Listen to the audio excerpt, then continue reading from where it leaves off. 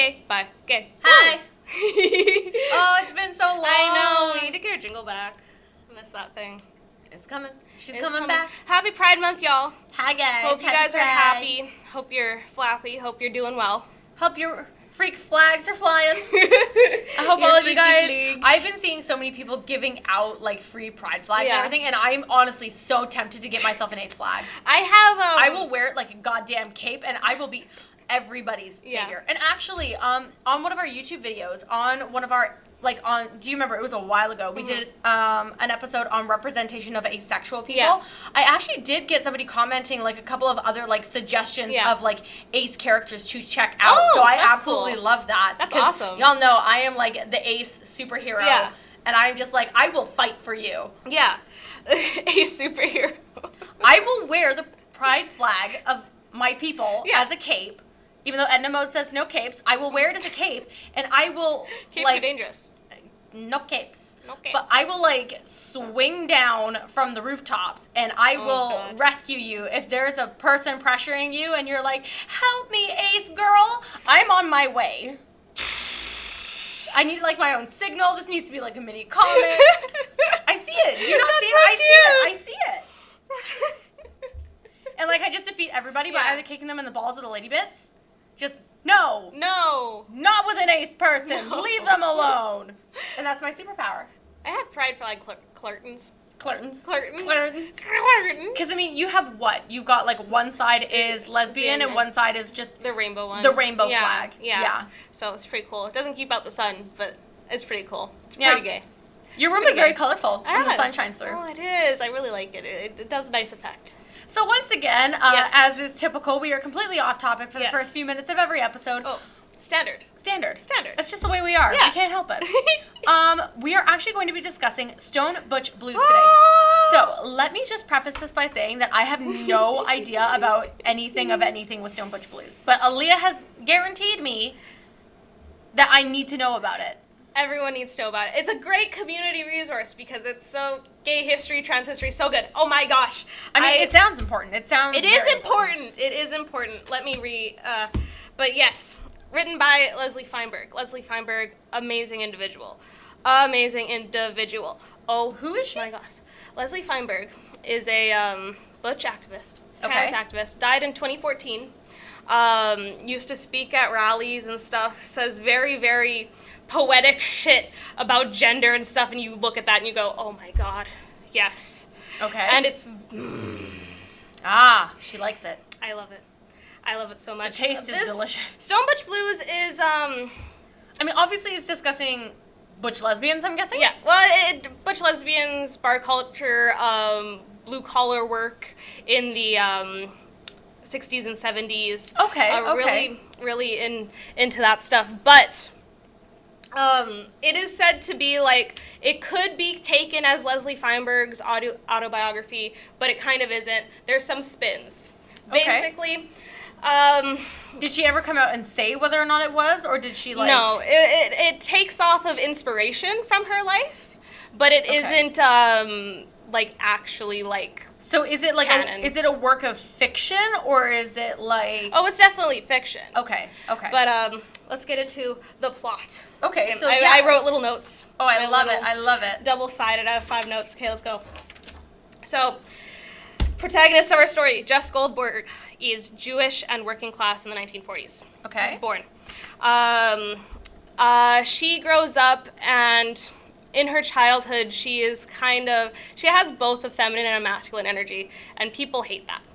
People basically hate her for no reason. They go, "Are you a girl or a boy? Because you act like neither." Oh, and, I see. And she goes, I guess I'm a girl.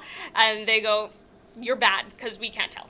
Basically. It's that whole idea of like, you're not exuding femininity, and that makes me feel threatened. Yeah, it's like a tomboy growing up. And in those days, they were very hard on people for that. Growing up in the 1940s. If you didn't want to be the housewife and like the mom to 90 children. So while she is still a child, her parents send her to a psychiatric institution to be trained to be a girl, basically. I thought parents just used to send their girls to like secondary school or like private school or something like that. No. Or like a church.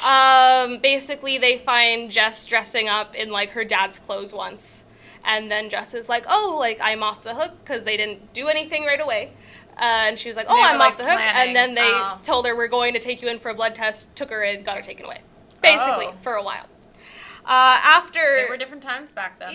Yeah, after her doctor says, you're probably fine now, she gets out and stuff, and then her parents were like, you're not ladylike enough, they send her to a charm school. Jess fails charm school. Could have seen that coming. Yeah. My dudes, I'm pretty feminine, and I feel like I may even fail charm school. Are you kidding me? Yeah, I'm way too outspoken for that. The boxes back then were so rigid. So rigid. I mean, at least now the boxes aren't as bad. Oh, definitely I not feel at all. There are still some people that want to keep them fairly firm, God, but yeah. I feel like they're more flexible. Transformed wife, don't at me. Oh my gosh. Yep. So at a young age, probably like mid-teens, she gets exposure to gay bars because that's where you can find community. The probably only place you can find community back then. It's the only place you can find acceptance of any kind. It just kind of makes sense that that's where you're gonna go. And then, you know, she goes there. She learns about this from a coworker because she's already working a factory job at this point. Right. Because her parents are kind of, you know, she's an outcast in her own family and her community. She's got to support herself. Yeah. So she's in school at this point, and she goes back to school after going to this club. And she is basically that day taken, beaten, abused, sexually assaulted by a group of football players. Oh, geez. I will say that this book is for free. You can get it. You can read it on Leslie Feinberg's website. Oh, we love I love that. I love that. Yeah. Before we do, though, there is very graphic descriptors of violence, assault, abuse. Trigger warning. Trigger warning for everything. It's very graphic. Very graphic. It seems so odd to me that they picked her because she wasn't feminine.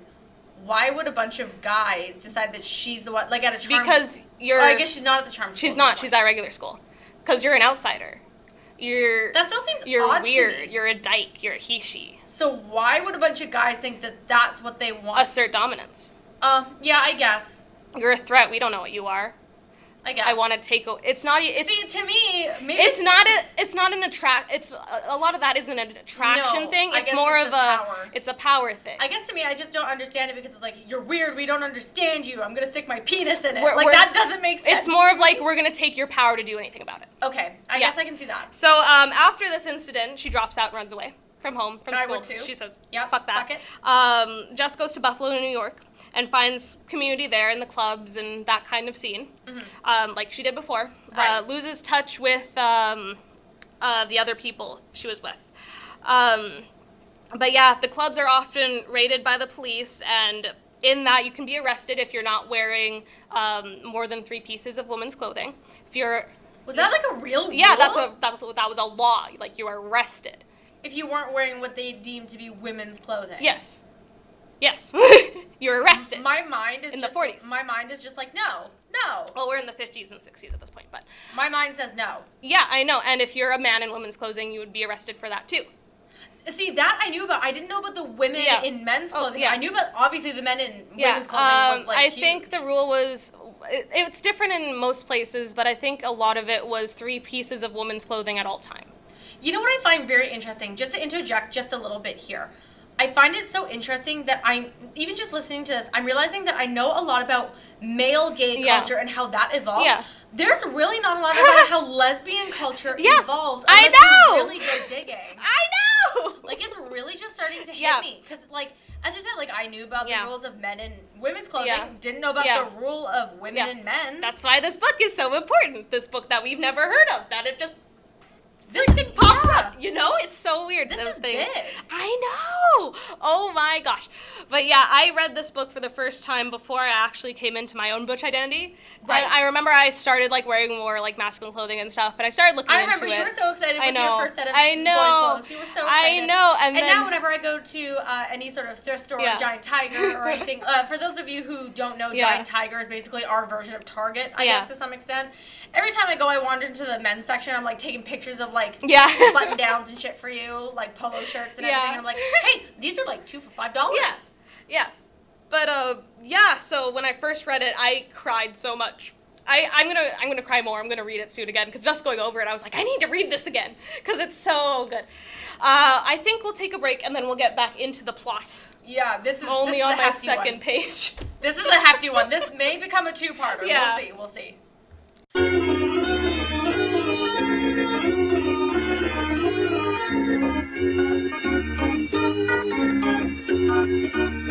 Hello and welcome back to Gay by Gay. Hi. Woo! So let's Stone get right Butch back Blues. in. Let's get right back into Yeah. it because there is so much to unpack So, here. Jess goes to Buffalo, New York, finds community there, more gay clubs, stuff like that, Good, working good. blue-collar factory jobs, because as a person who kind of defies the gender binary between male and female, it's hard to get a regular job. She's not going to walk yeah. in and be a receptionist because no Yeah. one's going to hire her. Yeah, blue-collar work is where it's Exactly. at for them. And even then, it's probably very hard for her to get one because a lot of people are probably Yeah. looking at her going, but Yeah. you're a girl. Yeah. So Yeah. And even then, if you get it, you're then ostracized by the men there. And the men there are going, oh, ha, ha, ha, Yeah. little lady. That there's a lot of that in this book as well. But Yep. the clubs where Jess finds communities. Hell, we can get that sort of shit in, like, the modern True. workplace, so True. I'm not really surprised to hear about it Yeah. here. Yeah, the clubs are often raided by police because it's illegal to wear the clothes that are assigned to you, basically. That's so, I that know. fucks me up, man. And Jess and a lot of people in her community are assaulted, beaten, seriously sexually assaulted while being arrested, stuff like that. Just like really bad stuff. Yeah. Really traumatizing stuff. Yeah. Jess then, again, gets a factory job and gets involved with union organization. Because this Oh, the unions are coming union stuff hasn't really started yet. It's like the budding of like workers' I was unions gonna say, for shit like this that. This is the beginning of it, especially because work conditions Yeah. were so Oh yeah, bad. there's a scene in the book where Jess is working on a machine in a factory and ends up throwing up, and someone comes over and goes, "Don't worry, you're the third one who threw up this morning because it's so hot in here." Yeah, and that's what I mean. Like, Yeah. conditions were very It bad. goes through bad There was conditions. a major reason for the union movement Yeah. in that time. But while getting involved with these union organizations, she is alienated by her male coworkers. Yep. And one of the coworkers intentionally jams the machine and ends up injuring Jess very badly. See, I don't understand the intent here because it's just kind of like, I guess there's no cameras or anything Yeah. to say who really did it, but Oh, they don't care who did it either way. that's just You're a worker. You're so replaceable. No one cares about you. That mentality is very Yeah. true. So eventually, Hell, I think that's still the mentality Yeah. for some managers nowadays. eventually, Jess, heals up, gets another job. I believe this is at one of the clubs. while Was she she's fired healing. from the old one, or did she decide not to go back? She was injured and couldn't go back. Oh, couldn't go back. Yeah. Okay. She's really injured.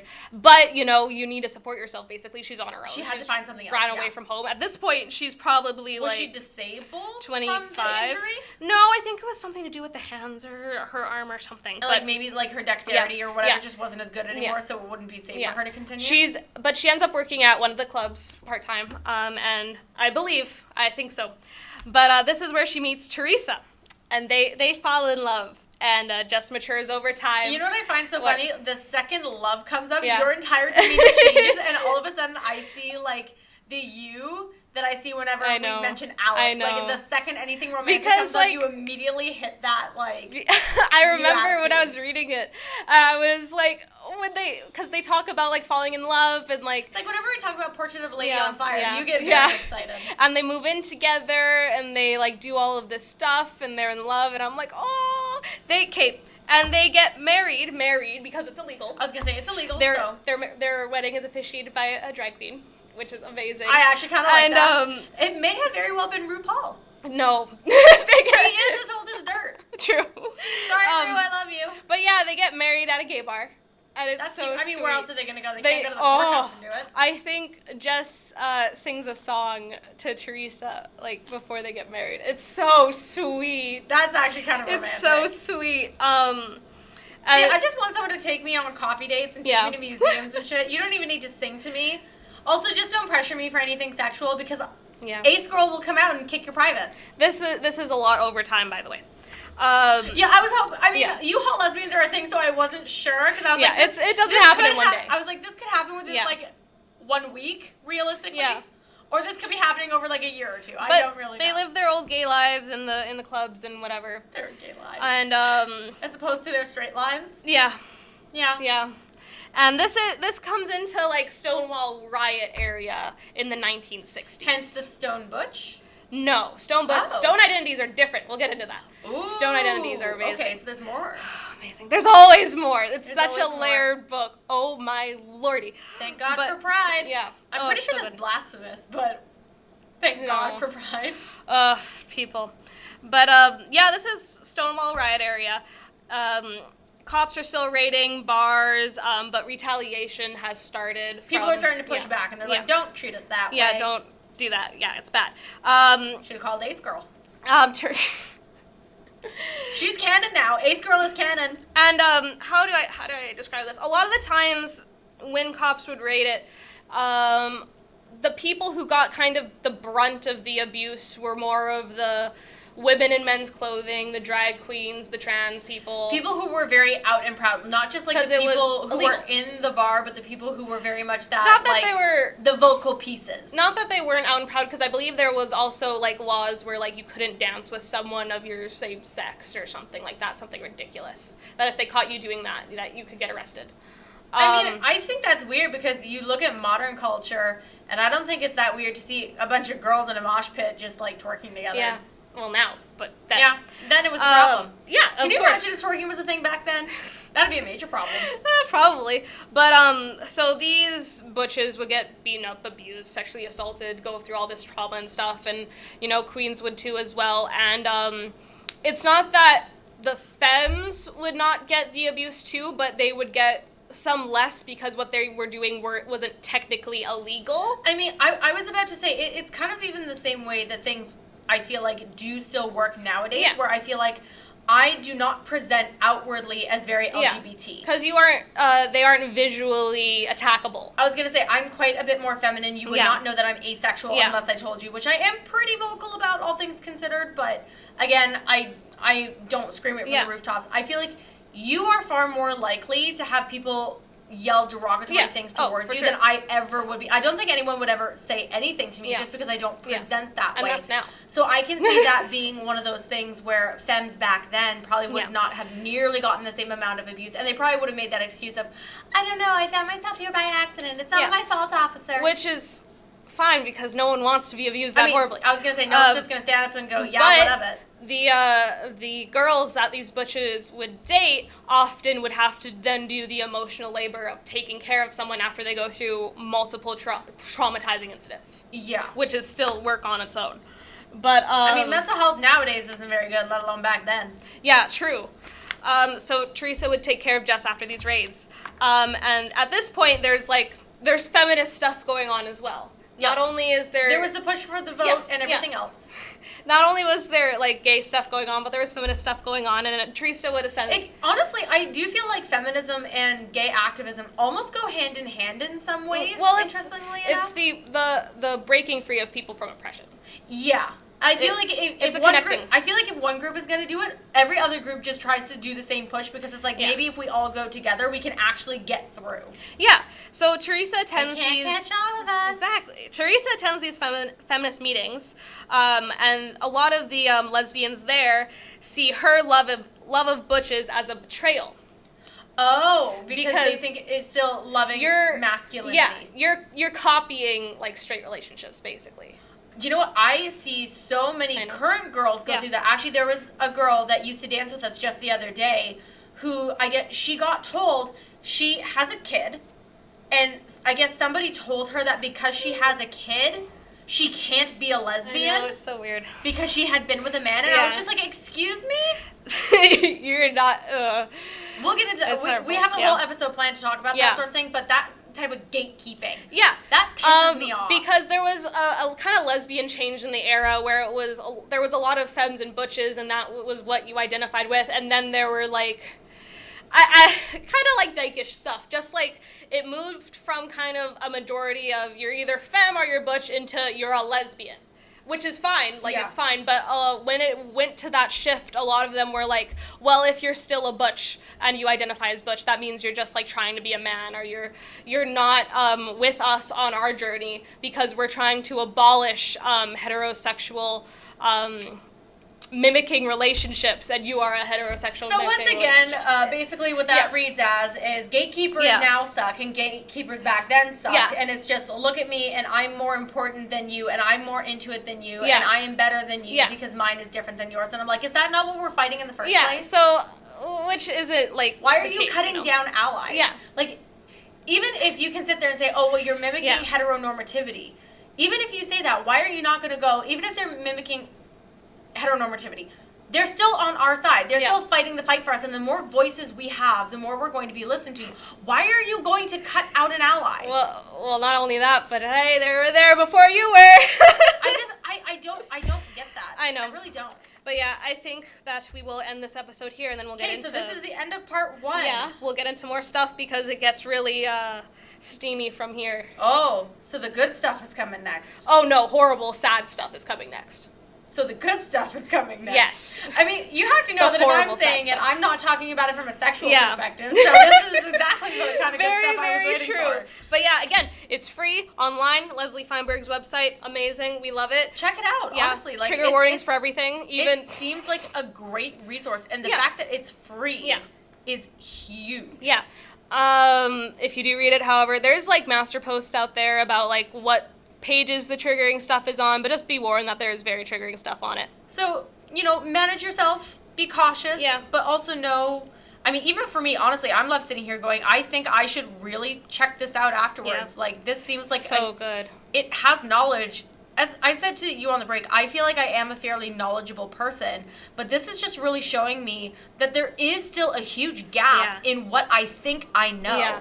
And that kind of scares me because then I'm left sitting here going, there must be so much stuff that I don't know. Yeah. So I think I'm going to check this out afterwards, too. It's so good. But thank you so much for listening, guys. Make sure to check us out on our YouTube channel. Make sure to download all of our other episodes, Spotify, Apple Podcasts, blah, blah, blah. Follow us on social media. Social media. We got everything. Literally everything at this point. But thank you so much for listening, and we will talk at you in the next episode. Yes, have a happy Pride Month and take it gay by gay, guys. Bye.